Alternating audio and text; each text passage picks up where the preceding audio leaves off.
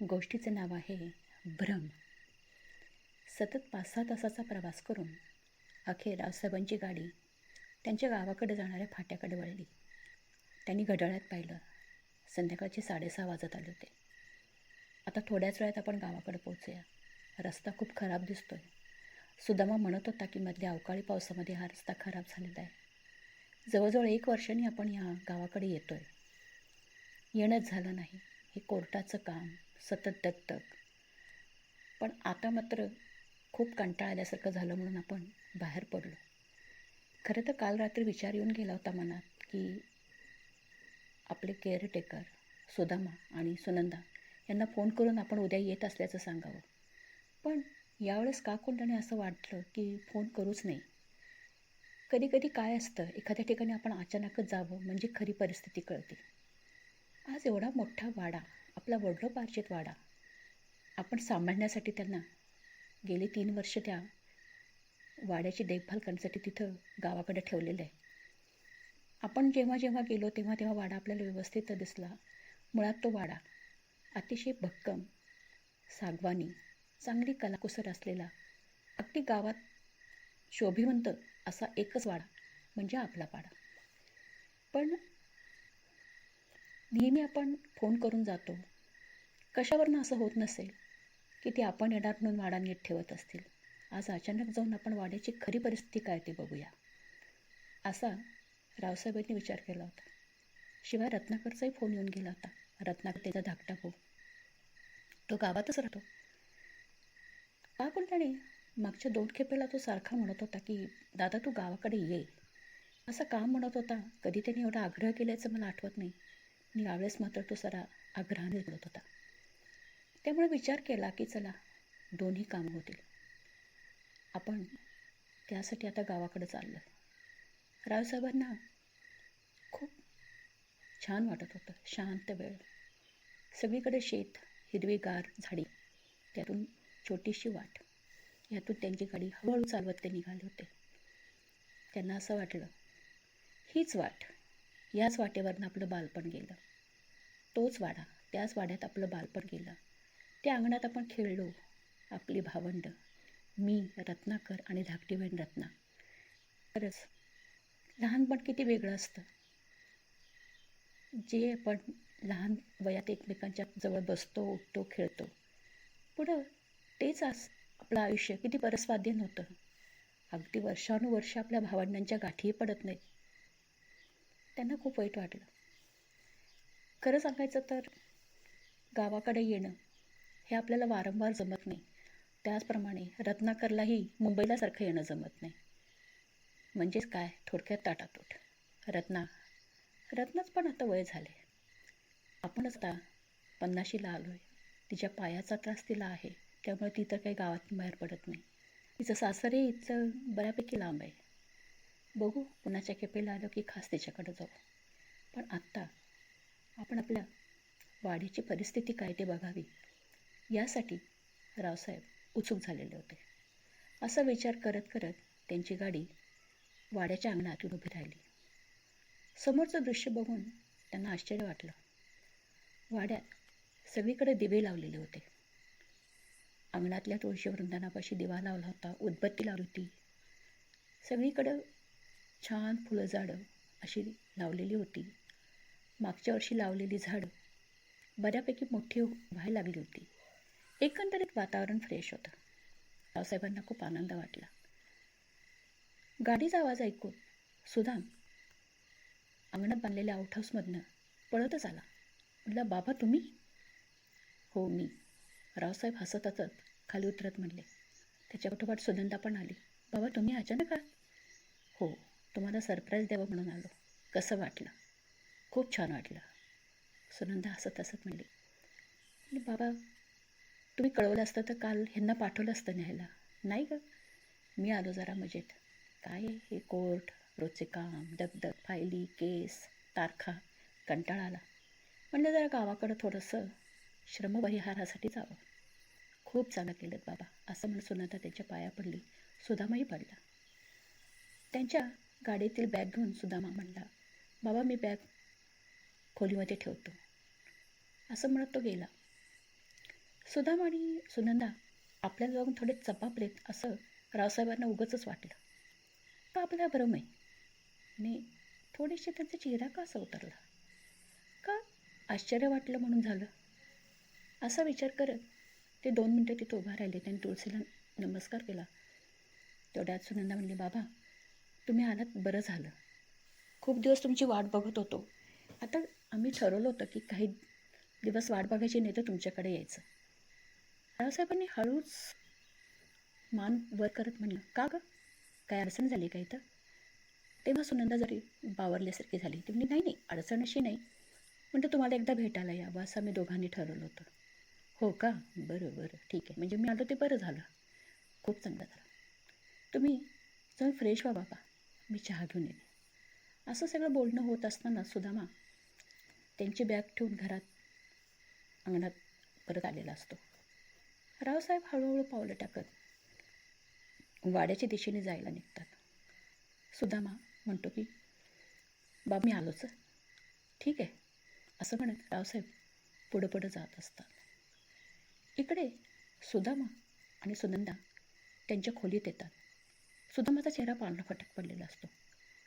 सुनंदाची अवस्था तशीच असते. ती म्हणते, बाबा अचानक कसे आले?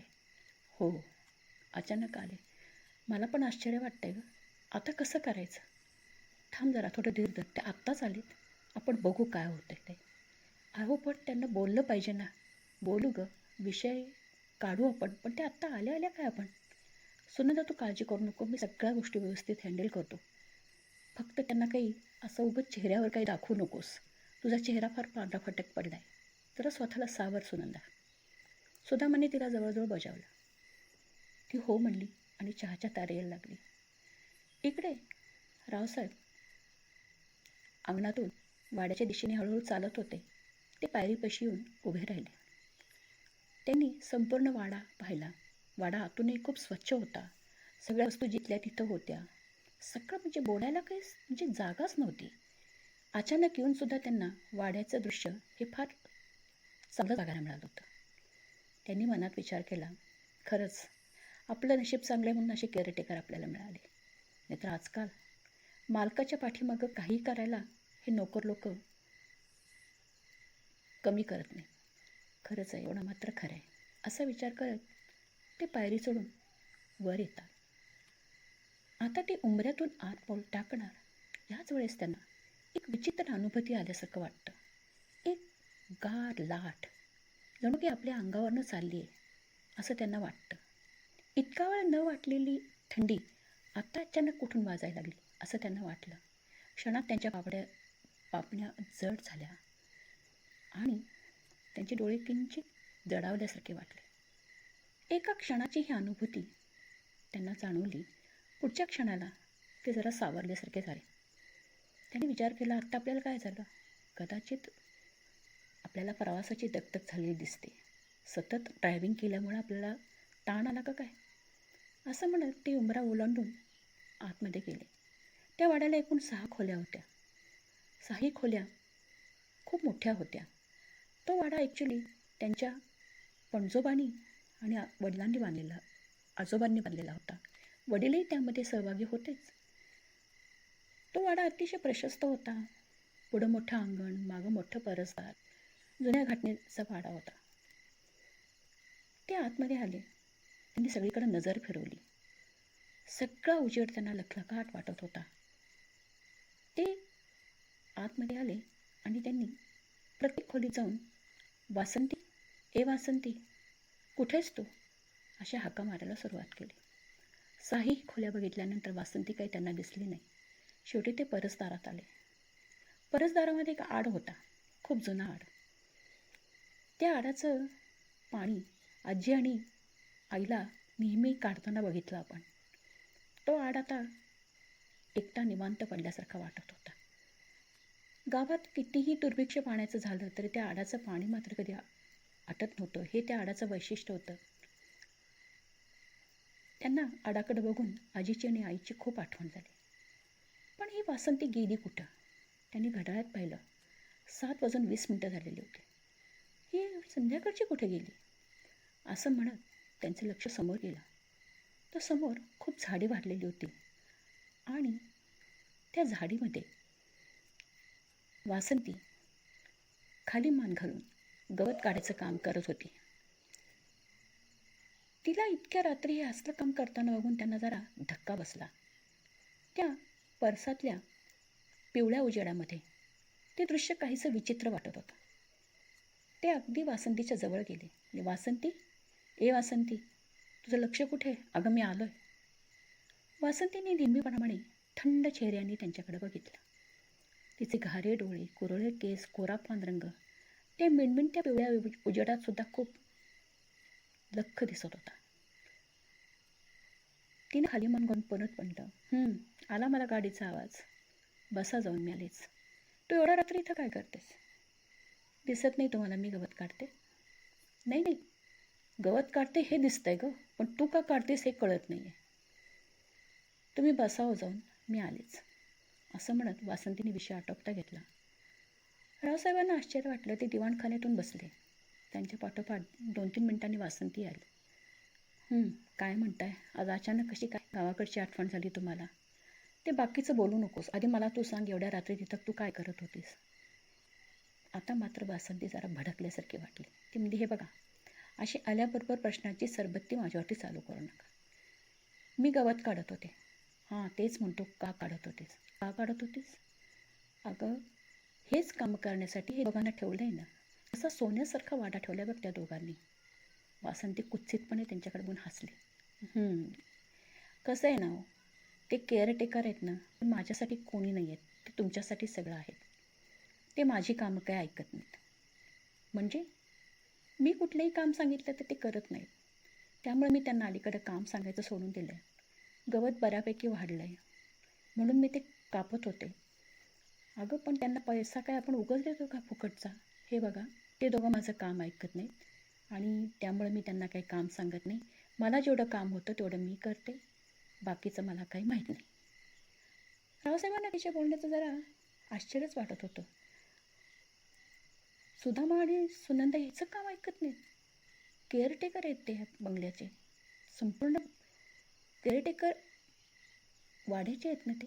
मग ते सगळं काम त्यांनी केलंच पाहिजे ना, कुठलंही काम असू दे. वासंतींनी सांगू दे किंवा त्यांचं रोजचं काम असू दे. मी ही अशी का म्हणते ते काम ऐकत नाहीत? काहीतरी भानगड आहे, शोधायला पाहिजे. असा विचार करत वासंती पुन्हा म्हणते, हे बघा, मला खूप थकवा आला आहे. मी माझ्या खोलीत जाऊन पडते. तुम्ही काय ते चहा वगैरे घ्या, जेवण वगैरे करा, काय तुमच्या गोळ्या बिळ्या घ्या, सकाळी बोलू. असं म्हणून वासंती जायला निघते. तेव्हा रावसाहेब म्हणतात, अगं थांब, बस जरा 5 मिनटं. इतक्या दिवसांनी मी आलो. आलात तुम्ही इतक्या दिवसांनी, मी काय करू आता? तसं नव्हे, तू मला सांग आता, तू मुंबईहून निघाली होतीस, 15 दिवसात येतेस म्हणलीस आणि गेले कित्येक महिने तुझा मुक्काम इथंच आहे. हो, आता मुंबईतून मी काय करू? म्हणजे हे पहा, मला जिथं राहावं वाटतं तिथं मी राहते. जेव्हा तिथून निघावं वाटतं तेव्हाच मी निघते.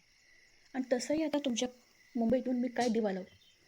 म्हणजे म्हणजे असं, तुमची सून, तुमचा मुलगा, तुमचा नातू सगळं चाललंय ना तुमचं नीट. माझ्यापासून तुमच्या कोणाचं काही अडतंय का? अरे, माझी सून, सगळं माझं, माझा मुलगा, माझा नातू, तुझं कोणीच नाही का? माझं कोणीच नाही आहे हो. कसं आहे, मी असले काय नसले काय, तुम्हाला काय फरक पडतो? हे बघ, अशी आडव्यात शिरून बोलू नकोस वासंती. हे बघा, तुम्ही आणि मी समोर आलो नाही की फक्त वादच होणार. भले 1 वर्षांनी गाठ पडू देत, नाही तर 101 वर्षांनी गाठ पडू देत, आलं तेच होणार. तुम्ही आता आलेत गावात जरा शांत बसा, मलाही शांत बसू दे, सकाळी बोलू. असं म्हणून वासंती निघून गेली. रावसाहेबांना तिचा राग आला. ती विचित्र बाई आहे. लग्न झाल्यापासून हिचे नखरे बघतोय आपण. खरंच बाहेरच्या जगात पैसा, प्रतिष्ठा, मान सगळं मिळवलं, पण घरात हारलो, अगदी सपशेल हारलो या बाईसमोर.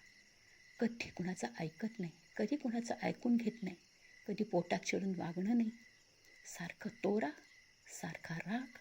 हिचा राग कधी शांत होणार आहे?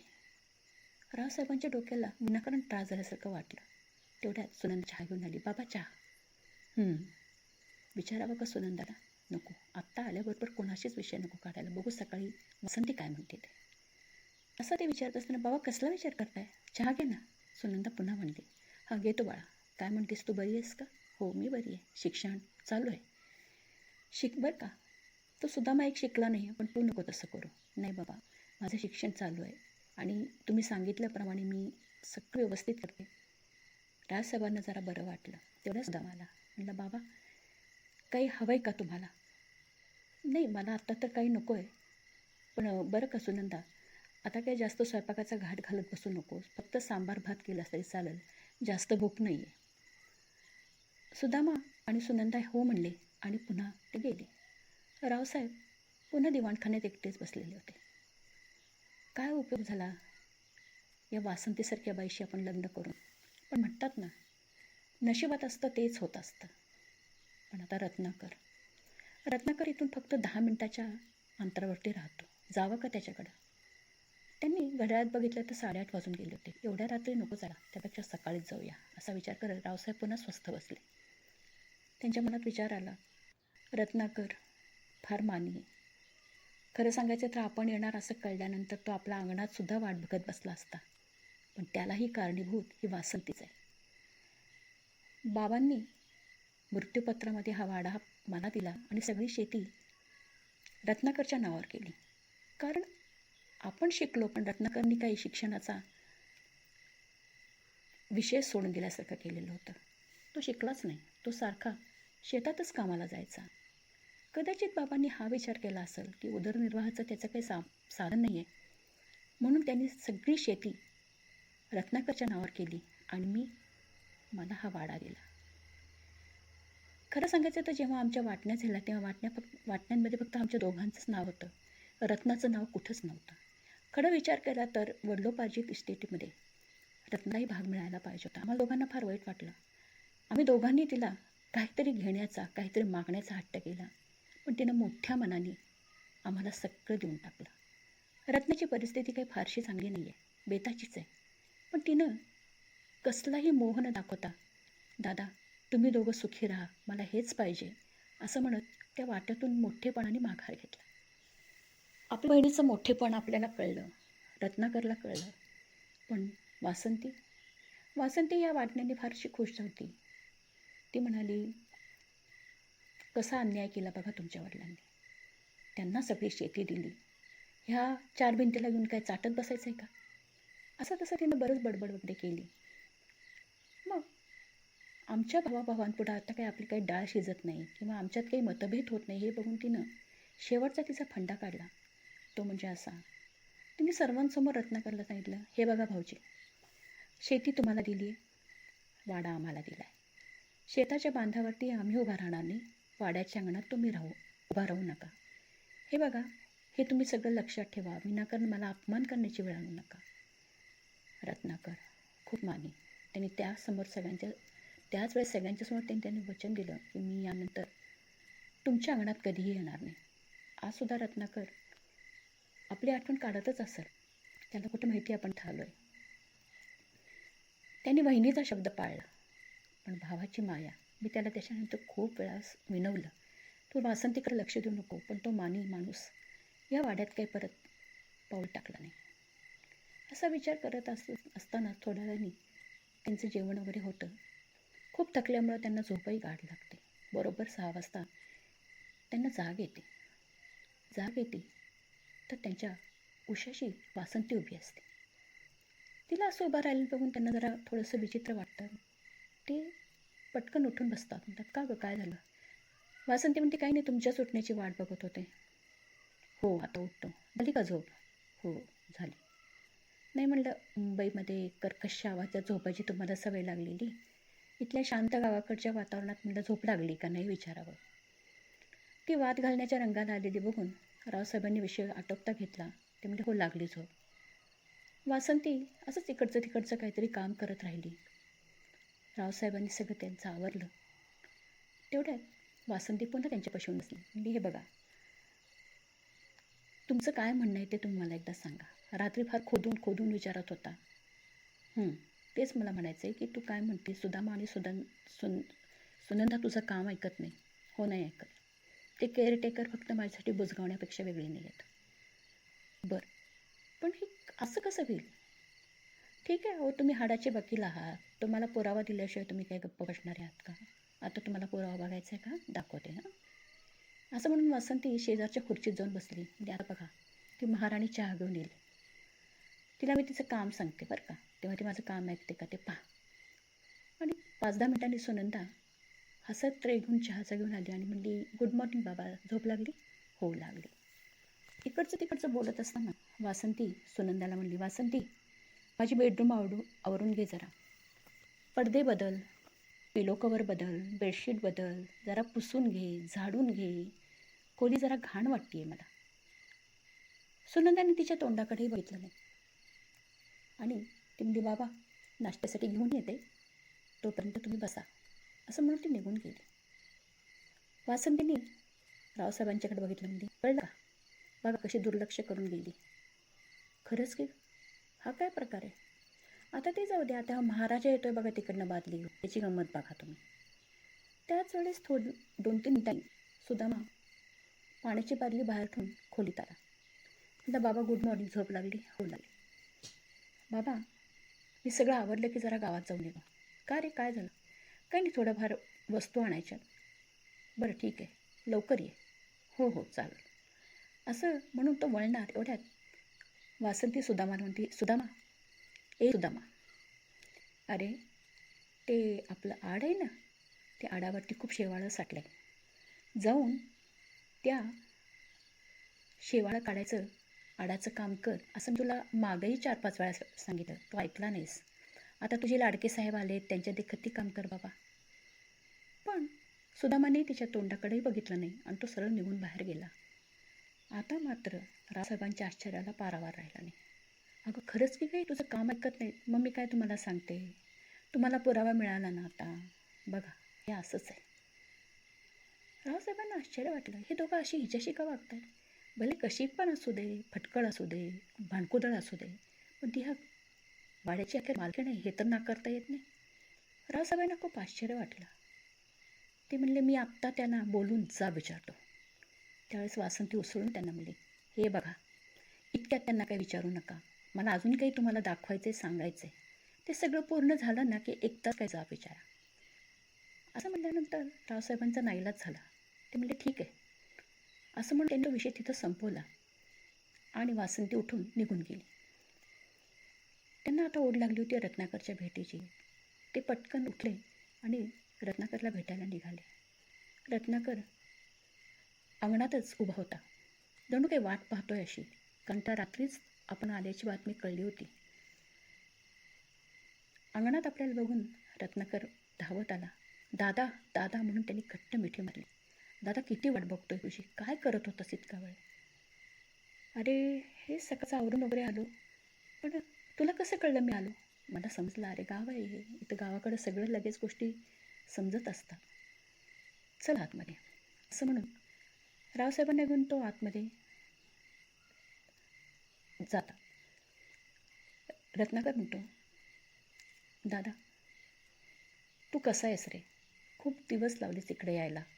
मी तुला सारखं ये ये म्हणत होतो. हो तू ये ये म्हणत होतास, पण अरे कामाचा व्याप, हे सगळं मला सगळं सावरूनच जावं लागते बघ. आज वयाला एवढी वर्ष झाली पण नशिबाचं काम चुकत नाही. असं त्यांचं बोलणं चालू असताना राधा वहिनी स्वयंपाकघरातून येताना दिसली. वहिनीला बघून त्यांना रावसाहेबांना आश्चर्य वाटलं. वहिनीचा उतरलेला चेहरा, ओढवलेली तब्येत बघून त्यांनी जाऊन वहिनीला नमस्कार केला.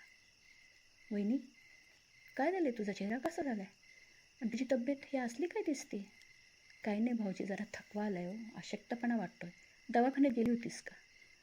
नाही, चालू आहेत औषधं. असं कसं कसं तरी विषय संपवण्याच्या उद्देशाने राधाबाईंनी म्हणली, ठीक आहे मी तुमच्यासाठी काहीतरी नाश्ता करते. नको अगं, मी करून आलो, बघू संध्याकाळी येतो तेव्हा काहीतरी कर तुझ्या पद्धतीचं खायला. रावसाहेब आणि रत्नाकर बोलत बसले. त्याच वेळेस राधाबाईंनी चहा पण आणला. चहा घेऊन झाल्यानंतर रत्नाकर म्हणला, चल दादा आपण जरा गावात चक्कर मारूया, चल.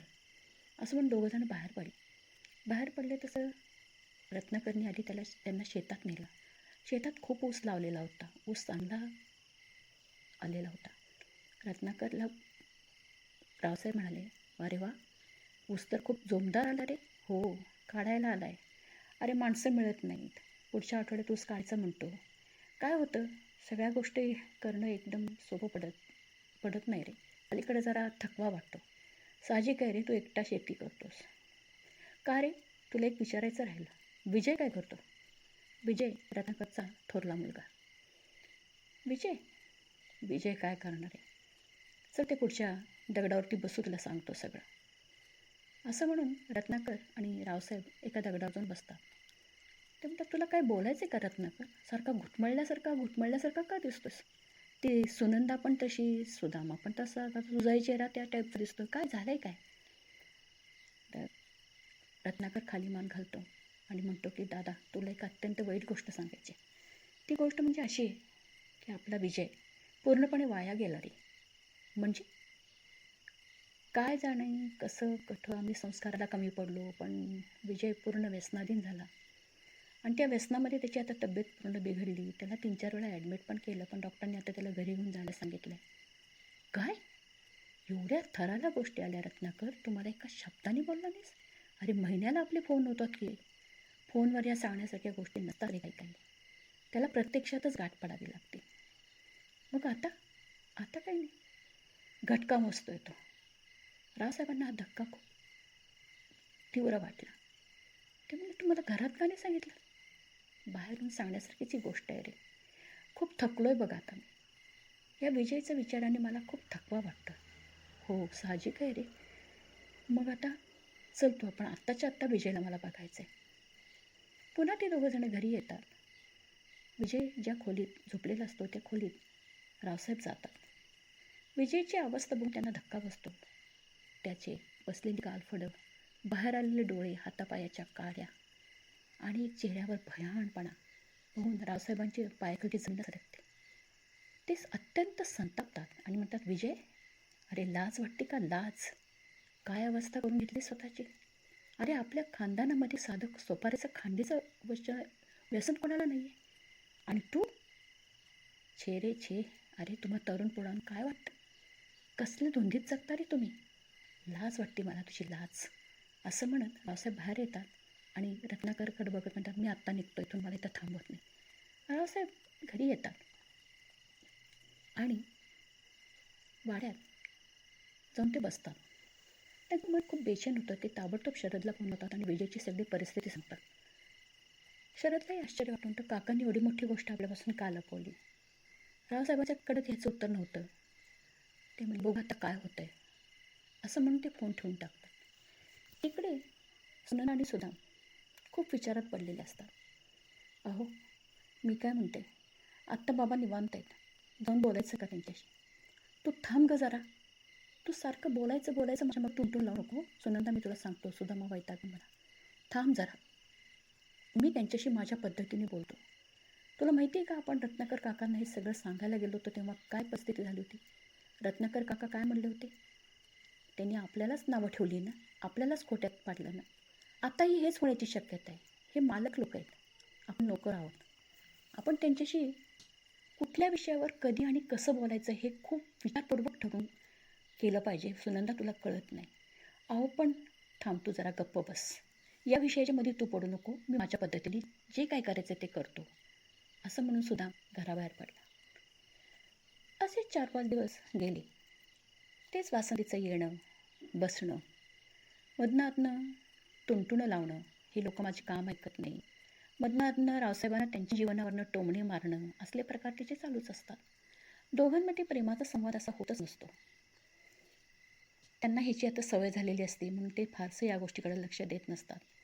ते पुन्हा एकदा म्हणतात की बघ, तुझी इच्छा असेल तर मी या दोघांना जा विचारतो, पण ती त्यांना थांबवत असते. वासंती का थांबवते हे काय त्यांना कळत नाही. एके दिवशी सकाळी ते असे बसलेले असताना वासंती तिकडे येते. म्हणते, तुम्हाला एक धक्कादायक गोष्ट सांगायची. बघा, मनाची तयारी करा. म्हणजे हे बघा, तुमचा जो तो सुदामा आहे ना, सुदामा, तुम्हाला वाटतोय तो भोळा, पण भोळा नाही आहे. त्यांनी बघा आता तुमचा वाडा विकायला काढला आहे. रावसाहेबांच्या पायाखालची जमीन सरकते, कवाळ्याची शिर ताठ होते. तू मूर्खासारखी बोलू नको वासंती. मी कशाला मूर्खासारखं बोलू? अहो, दर 15 दिवसाला तो एक एक पार्टी घेऊन येतो. ती लोक येतात, आपला वाडा बघतात आतून बाहेरून. आणि हे चाललेलं आहे जवळजवळ 2-4 महिने मी बघते. अगं, त्याचा बाप आला पाहिजे माझा वाडा विकायला. हा वाडा माझ्या नावावर आहे. अहो, मला माहिती आहे त्याचा बाप कुठेही असेल तिथं काही येईल का नाही हे पण मला माहीत नाही. पण एक तुम्हाला सांगते, तो तुमचा वाडा विकायला निघाला आहे. वासंती, तू इथं राहतीस, त्याला जाब का नाही विचारला? जाब? मी विचारू? कशासाठी? वासंती तिरसटपणे म्हणाली. म्हणजे काय? अगं, या वाड्याची मालकीण तू पण आहे. अरे, मालकीण? मालकीण म्हणालात का तर मला वाटलं मी कोणीच नाही आहे. असं का तिरकं बोलतीस ग? मग तिरकं बोलू नको तर काय करू? वासंती उसळून म्हणाली.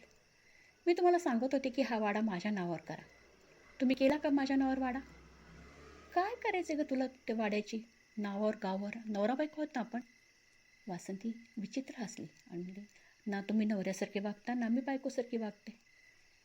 का पण तुम्ही हा वाडा माझ्या नावावर केला नाही? का माझे एवढं म्हणणं तुम्ही ऐकलं नाही? याचं उत्तर आधी मला द्या. हा जर वाडा माझ्या नावावर असता तर मी ह्याला दोघांना केव्हाच हाकलून दिलं असतं ना. तू काय नीट सांग. तेच सांगते, तुमचा वाडा हा माणूस विकायला निघाला आहे. बघा, उद्या ती पार्टी येणार आहे. तुला कसं काय माहिती? मला माहिती आहे. मला सगळं इथं माहिती आहे केव्हा काय चालतं ते. तुम्ही आधी डोळ्यांनीच प्रत्यक्ष बघा. हे बघा, माझ्या बोलण्यावरती विश्वास ठेवू नका आणि मगच काय ते ठरवा आणि मगच काय ते करा. असं म्हणून वासंती तोऱ्याने तिकडे निघून जाते. रावसाहेबांना आता मात्र हा धक्का फार डोक्यात जातो. वाडा विकायला निघालाय, इतकी त्याची हिंमत. तरीच मी बघतोय आल्यापासून त्याचा चेहरा पांढरा पडतोय, आपल्याशी बोलताना अडखळतोय. सुनंदा पण काहीतरी लपवल्यासारखा चेहरा करते. म्हणजे ह्यांचे हे धंदे चाललेत का? ठीक आहे, उद्या बघू. उद्या ती पार्टी येणार आहे असं वासंती म्हणते. उद्या आपण प्लॅन करू.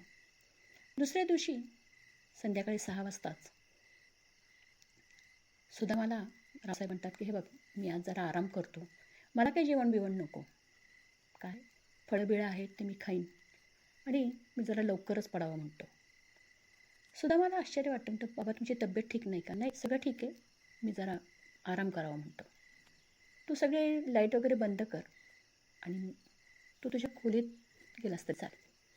रावसाहेब असं म्हणल्यानंतर सुदामाचा नाईलाज होतो. तो सगळ्या खोलींची दिवे बंद करतो. वासंती कुठं असते काय माहिती, ते तिच्या ती खोलीतून बाहेर सहसा पडत नसते. त्यामुळे ते तिची काही विचारपूस करत नाही आणि तिच्याबद्दल काही बोलायचं किंवा ह्या लोकांना काही विचारायचं नाही असं तिनं सांगितलेलं असतं. म्हणून ते सध्या शांत असतात. सध्या त्यांच्या डोक्यात फक्त एकच विषय असतो की या वाड्याचं काय आहे ते आपण ऐकूया, बघूया. असं म्हणून सुदामा सगळी लाईट वगैरे बंद करून दार बंद करून निघून जातो. रावसाहेब आपल्या खोलीचा लाईट बंद करतात. खिडकी किंचित किलकिली करून खुर्ची घेऊन खिडकीच्या समोर बसतात. म्हणतात, बघू कोण येते. आणि खरंच रात्री 9-9:30च्या सुमारास 4-5 माणसं घेऊन सुदामा येतो.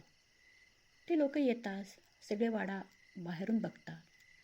आत येऊन दबक्या पावलांनी आत येऊन संपूर्ण वाडा बघतात आणि बाहेर पडतात. रावसाहेबांना आता मात्र खूप मोठा धक्का बसतो.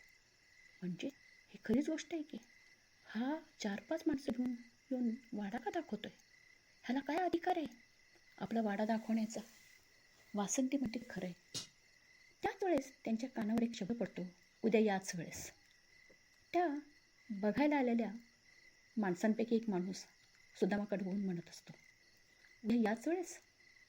असं म्हणल्यानंतर रावसाहेबांना खूप राग येतो. ते तसेच शांत बसतात. सकाळ कधी होती असं त्यांना होतं. दुसऱ्या दिवशी सकाळी ते लवकरच दिवाणखान्यातून बसतात. वासंती हजर असतेच. पटली खात्री? हो, पटली. अगं पण ती लोक कोण आहेत? अहो, मी तुम्हाला सांगितलं ना, त्या पार्ट्या आहेत, वेगवेगळ्या पार्ट्या तो घेऊन येतो, वाडा दाखवतो. आता कोणाशी डील होईल त्याच्याशी करेल. त्याचा बाप आला पाहिजे डील करायला. आजच या गोष्टीचं साक्ष मी लावतो. नाहीतरी तो जाताना एक माणूस म्हणलेला आहे, उद्या याच वेळेस. बघा आता काय करायचं ते. तुम्हाला तर मी सगळं पुराव्यानिशी दाखवले. बघा, ते माझं काम ऐकत नाहीत, माझ्याकडं दुर्लक्ष करतात, माझ्या कामाकडं दुर्लक्ष करतात. आता तर हे वाडा विकायला निघाला, ती माणसं तुम्ही स्वतःच्या डोळ्यांनी बघितली. आता मला जितके पुरावे देता आले तेवढे मी दिले. आता बघा तुमच्या हातात आहे. असं म्हणून वासंती निघून जाते.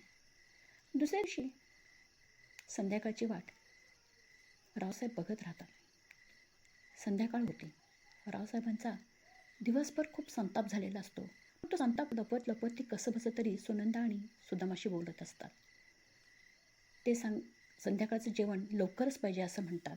7-7:30ला जेवण करतात आणि म्हणतात की आता मी आराम करतो. का तर त्यांना हे बघायचं असतं की आज ते लोक आले तर आपले हँड त्यांना पकडायचं. सुदाम निघून जातो. रावसाहेब कालच्यासारखेच खिडकीत बसतात. पण यावेळेस त्यांच्या हातात एक पिस्तूल असते. माझ्या वाड्याची हा परस्पर व्यवहार करणारा कोण? हा माझ्या आईवडिलांचा वाडा आहे. हा माझ्या पूर्वजांची आठवण आहे. हे सगळं करण्याचा ह्याला अधिकार कोणी दिला? आज समोरासमोर जा विचारून मी सगळ्याच गोष्टींचा निकाल लावतो असं रावसाहेबांच्या मनात येतं आणि ते त्याप्रमाणे खिडकीत बसतात. कालच्याच वेळेला तीच माणसं येतात. त्यावेळेस रावसाहेब मुद्दाम गप्प बसतात. आपण आपली हालचाल बाहेर ऐकू जाणार नाही याची पूर्ण खात्री करून घेतात. नेहमीप्रमाणेच ते वाड्याच्या भोवती टेहळणी करतात. आतमध्ये येऊन वाडा बघतात आणि ते सगळेजण अंगणात येतात. अंगणात आल्याबरोबर रावसाहेब तिरासारखे अंगणात येतात आणि सर्वांवर पिस्तूल रोखतात आणि मोठ्यांदा ओरडतात, कोणीच हल्ला ना इथं गोळी घाली. हे सगळं बघून ती लोक खूप घाबरतात. काही काही लोक मागच्या मागं पळून जातात. सुदामा तिथंच घाबरून उभारतो. सुनंदा तेवढ्यात पळत येते. बाप काय झालंय? पिस्तूल पिस्तूल कशाला घेतली तुम्ही? तुझ्या नवऱ्याचा खून करण्यासाठी घेतली. अहो पण का? का? माझ्या परस्पर हा वाडा विकतोय? ह्याची एवढी हिंमत? अहो बाबा तुमचा गैरसमज झाला आहे. हे वाडा विकत नाही आहेत. बाबा मी तुम्हाला सांगते काहीतरी वेगळं प्रकरण आहे हे. बघा. सुदामाकडे बघत सुनंदा काकुळतीला येऊन म्हणायला लागते, तुम्हाला म्हणत होते आल्यापासून म्हणत होते की बाबांचं सगळं कानावर घाला कानावर घाला. तुम्ही का उशीर केला? असं म्हणत असताना रावसाहेब सुदामावरती एक पिस्तूल रोखून बघत असतात. सुनंदा त्यांच्या हातातली पिस्तूल घेण्यासाठी अक्षरशः त्यांच्या हाताला लोंबकळायला लागते. सुदामसुद्धा घाबरतो. हळूहळू पुढे सरकत सरकत म्हणतो, बाबा माझं म्हणणं एकदाच ऐकून घ्या. मग तुम्ही मला गोळीने मारा किंवा काही करा. मी मरायला तयार आहे. पण मी गद्दार नाही आहे. इथं फार भयंकर प्रकार घडला आहे. मी तुम्हाला सांगेन म्हणत होतो. मला सुनंदासारखी म्हणत पण होती. मी संधीची वाट बघत होतो बाबा. पण ती संधी काही मला मिळालीच नाही किंवा मी आणली नाही. असं मला वाटतं की काय करावं असं मला वाटत होतं. पण शेवटी अखेर हे सगळं नको ते घडलंच. मी हे सगळं तुम्हाला सांगणारच होतो असं वारंवार सुदामा म्हणत राहतो. इकडे सुनंदा त्यांना ओढत ओढत अंगणातून बाहेर नेण्याचा प्रयत्न करत असते. हळूहळू रावसाहेबांना काय होतं कोण जाणे, पण त्यांच्या अंगातनं थोडं प्राण गेल्यासारखं वाटतं. सुनंदा ती पिस्तूल पहिली घेते आणि लांब भिरकावून देते. दोघंजणं त्यांचा हात धरून त्यांना अंगणाच्या बाहेर आणतात. अंगणाच्या बाहेर आल्यानंतर त्यांच्या अंगणाच्या बाहेर एक निंबाचं झाड असतं. ती म्हणते, बाबा इथनं पहिलं बाहेर पडा असं म्हणत ते तिघंजणं लिंबाच्या झाडापाशी येऊन उभा राहतात आणि त्याच वेळेस सुनंदाचं लक्ष मागं जातं. वाड्यात वासंती अत्यंत अकराळ विक्राळ देह धारण करून दारात उभी असते आणि मोठमोठ्यांदा हसत असते. ती म्हणते, बाबा तिकडे बघा तिकडे बघा, तुम्हाला काय दिसतंय? रावसाहेब आश्चर्याने बघतात आणि त्यांनाच आश्चर्य वाटतं. वासंती वासंती अशी कशी? ही अगं सुनंदा असं म्हणत असतानाच त्यांना किंचित भोवळ आल्यासारखे होते. आल्याबरोबरची लाट गाड्या पाण्या म्हणजे अशी त्यांच्या अंगावर आलेली असती वाऱ्याची, तीच लाट त्यांच्या पुन्हा अंगावरनं गेल्यासारखं त्यांना वाटतं आणि ते आता पूर्णपणे भ्रमातून बाहेर आल्यासारखं त्यांना वाटतं. ते सुनंदाला घाबरून म्हणतात, अगं सुनंदा ही वासंती गेले 4-5 दिवस माझ्याबरोबर राहतीये. म्हणजे बाबा? अगं ही माझ्याशी उठती बसती, ती माझे काय काय माझ्याबद्दल बोलती, मला सांगते. तुम्ही दोघं तिचं काम ऐकत नाही. फार काय ह्या वाड्याला गिऱ्हाईक आणतोय सुदामा, हे सुद्धा तिनं सांगितलं म्हणून तर मी आज चिडलो होतो ना. बाबा हे सगळं हे असंच आहे. आता मला जरा तुम्ही दोघांनी नीट सांगाल का? रावसाहेब चढ्या आवाजात त्या दोघांना बोलतात. सुदामा हळूच आवाजात त्यांना म्हणतो, बाबा पहिले तुम्ही शांत व्हा, इथं बसा. हे बघा, गेले 5-6 महिने बाईसाहेब इथं राहायला आले. म्हणजे? हो, बाईसाहेबांचा आत्मा इथं वाड्यात राहायला आला आहे. पहिल्यांदा आम्हाला खरं वाटत नव्हतं. आम्हाला अस्पष्ट अशा काही हालचाली ऐकू आल्या, नंतर स्पष्ट ऐकू आल्या. आम्ही या गोष्टीबद्दल रत्नाकर काकांशी सुद्धा बोललो. रत्नाकर काकांनी आम्हाला फार मोठी धमकीच दिली म्हणा, की माझ्या बहिणीबद्दल जर असं काही वाईट साईट उठवाल तर तुम्हाला गावातूनच काय, पण पुढे यापुढे कुठून नोकरी लागणार नाही याची व्यवस्था मी करीन, भीक मागायला लावीन, असे तसे शब्दात त्यांनी आमची कान उघाडणी केली.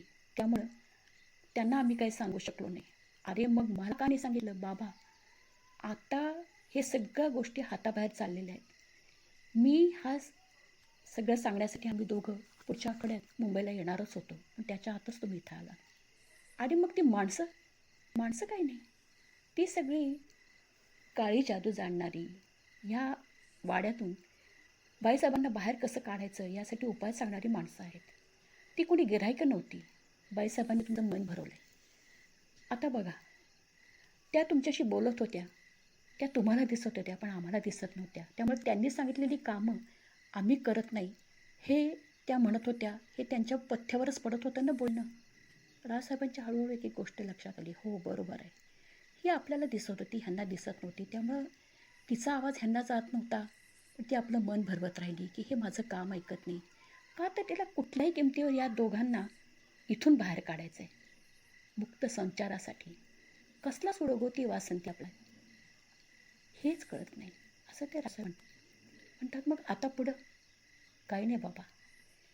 बाईसाहेबांच्या काय इच्छा राहिल्या, काय आकांक्षा राहिल्या, त्याचा आपण विचार करण्यापेक्षा काय असेल ते असेल, पण बाईसाहेबांनी निदान मेल्यानंतर तरी असं तुमच्याशी वागलं नाही पाहिजे असं मला वाटतं. आणि काही जरी झालं, माझा जीव जरी गेला, तरी हा वाडा मी मोकळा करणार म्हणजे करणार. मी या वाड्याचा बंदोबस्त करणार आणि तुमच्या पूर्वजांची ही ठेव तुम्हाला अलगद करणार. फक्त बाबा तुम्ही माझ्यावरती विश्वास ठेवा. रावसाहेब सुदामासमोर हात जोडतात आणि म्हणतात, मला माफ कर, मी तुझ्यावरती नोकरी शंका घेतली. सुनंदा रडत रडत रावसाहेबांना म्हणते, बघा ना बाबा, आज आपल्यावर काहीतरी देवाची चांगली मेहरबानी आहे म्हणून आपण ह्यातून सगळं सुटलो. नाहीतर तुम्ही आज जर पिस्तुलातली गोळी ह्यांना मारली असती तर तुमचंही आयुष्य उद्ध्वस्तच झालं असतं. येन तेन प्रकाराने बाईसाहेबांना तुम्हाला उद्ध्वस्तच करायचं आहे. त्यामुळं ही वेळ आली होती, पण देवाने ती वेळ घालवली. माझं सौभाग्य वाचलं. पण आता पुढं काय करायचं? ते दोघंही खूप विचारात पडतात. तेव्हा सुदामा म्हणतो, तुम्ही दोघे काळजी करू नका, तुम्ही दोघं आता शांत बसा. आज अमावस्या आहे, आज ती लोक थोड्या वेळात येतीलच. मी सर्व बंदोबस्त आज कायमचाच करणार आहे. आज फक्त तुम्ही बघत राहा इथं काय होतंय, असं म्हणतो. आणि म्हणतो की सुनंदा, बाबांना आपल्या खोलीत घेऊन जा आणि त्यांना तिथंच बसव. जोपर्यंत मी सांगत नाही तोपर्यंत दोघांनी बाहेर यायचं नाही. सुनंदा त्यांना धरत धरत हळूहळू त्यांच्या खोलीकडं, बंगल्याच्या आउटहाऊसकडे घेऊन जाते. तिथे एका खुर्चीवरती त्यांना बसवती. तिथे खिडकी असते, त्या खिडकीतून वाडा स्पष्ट दिसत असतो. त्या वाड्याच्या दारात वासंती अजूनही तशाच अकराळ विक्राळ अवस्थेत उभी असती, हसत असती, मोठमोठ्यांना ओरडत असती. कसं घाबरवलं, कसं बाहेर काढलं. मी तुम्हाला म्हणत होते हा वाडा माझ्या नावावर करा, पण जिवंतपणे तुम्ही केला नाही. आता हा वाडा तुम्हालासुद्धा मी मिळवून देत नाही. तुम्ही आता इथं साधे तुमचे कपडेसुद्धा घ्यायला आतमध्ये येऊ शकत नाही. एक गोष्ट लक्षात ठेवा, हा वाडा माझा आहे आणि मी इथंच राहणार. तुम्हाला कोणालाही इथं फिरकू देणार नाही, हे तुम्ही लक्षात ठेवा. असं म्हणत वासंती अकराळ विक्राळ पुन्हा हसायला लागते. रावसाहेबांना आता ते दृश्य बघवत नाही. ते डोक्याला हात लावून डोळे कच्च मिटून बसतात. सुनंदा त्यांच्या पाठीवरनं हात फिरवत असते. ते बाबा शांत व्हा, असं होणार नाही. हा वाडा तुमचा आहे, हा वाडा तुम्हाला नक्की मिळेल. तुमच्या पूर्वजांची ठेव आहे, नक्की चांगलं होईल. तुम्ही विश्वास ठेवा बाबा, खचून जाऊ नका. तुम्ही शांत व्हा, असं म्हणत सुनंदा त्यांच्या पाठीवरनं हळूहळू हात फिरवत होती. रावसाहेब पुन्हा खिन्नपणे त्या वाड्याकडे बघतात आणि मनातल्या मनात म्हणतात, खरंच काही काही लोक आपल्या आयुष्यात फक्त सोडवण्यासाठीच येतात. ते जन्मभर आपल्याला सुख लागू देत नाहीत.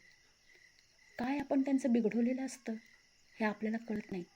मग अशा वेळेस लोक आपल्याला म्हणतात की आदल्या जन्मीची काहीतरी तुमची प्राक्तन उभी राहिली. पण खरंच सांगायचं तर आदला जन्म कुणाला आठवला आहे हो आत्तापर्यंत? मला तरी नाही आठवत. असे माझ्यासारखे खूप लोक असतील, पिचत जगत असतील. पण आज वासंतीने जे काही केलं ते काही बरं केलं नाही. पण माझा सुदामावरती पूर्ण विश्वास आहे. तो माझा वाडा मला परत मिळवून देईल. माझ्या आईवडिलांची ती पवित्र वास्तू पुन्हा पवित्र करून देईल याचा विश्वास माझ्या मनात आहे. असं म्हणत ते डोळ्यातलं पाणी लपवत खाली बघत राहतात.